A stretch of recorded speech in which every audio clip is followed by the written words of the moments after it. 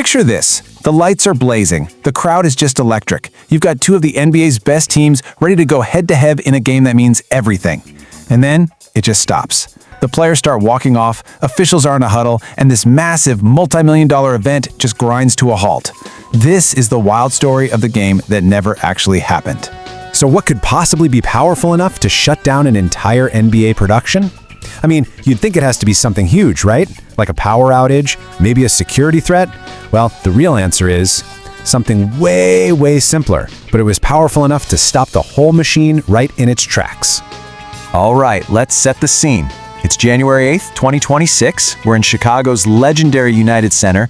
The hometown Bulls, they're feeling it, a little tired from a back-to-back game, and they're up against the powerhouse Miami Heat. The energy in that arena is buzzing. Fans are in their seats, the hype is at its peak, and then, just like that, everything stops. So what on earth happened? As this delay just keeps dragging on, you can see the confusion on the court turn into real frustration. Players like Bam Adebayo are literally gesturing to the locker room, and his teammates are just trudging behind him. This quote about Miami's coach, Erik Spoelstra, just says it all. A strained smile. You can tell he's just peeved, realizing this whole trip might have been for nothing. And the fans? They're just sitting there, totally clueless. So, what was the big mystery culprit behind this absolutely bizarre cancellation? Let's break it down. The game was officially delayed. You've got staff running onto the court with towels, these big machines trying desperately to dry the floor, but no matter what they did, the court stayed dangerously slick. So you've got thousands of fans waiting, players on the sideline trying to stay warm and focused, an entire broadcast crew on standby, all for a game that just wouldn't start. After all that confusion, officials finally nailed down the almost invisible force that brought the whole night to a screeching halt. And you know what it was? It's literally high school science. Condensation. That's it. Seriously, we've all seen it, right? On a cold glass of water on a hot day.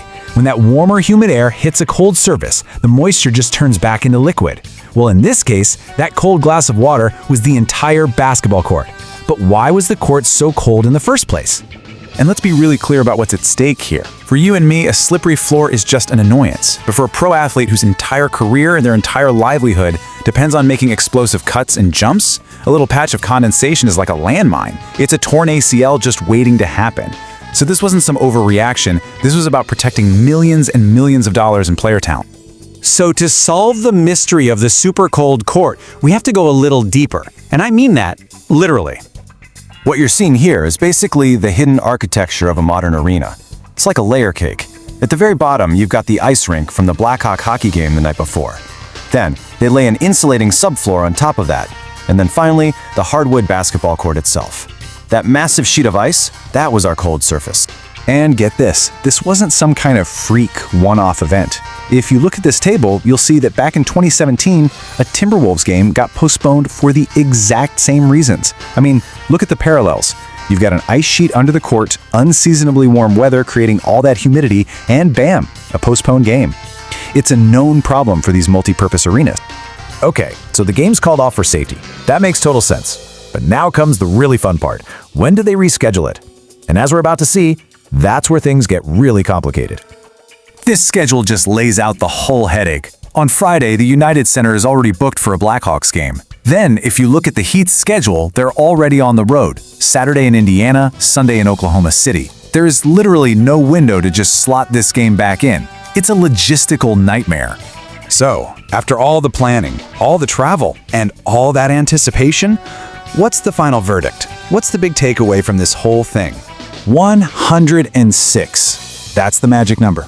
After 106 minutes, that's 1 hour and 46 minutes, of delays and discussions and people desperately trying to dry that floor, the officials finally had to throw in the towel.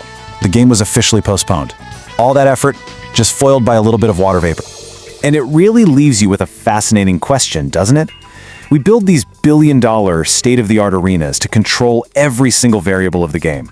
But at the end of the day, a simple change in humidity, a basic force of nature, can still have the final say. It kind of makes you wonder, who's really in charge here?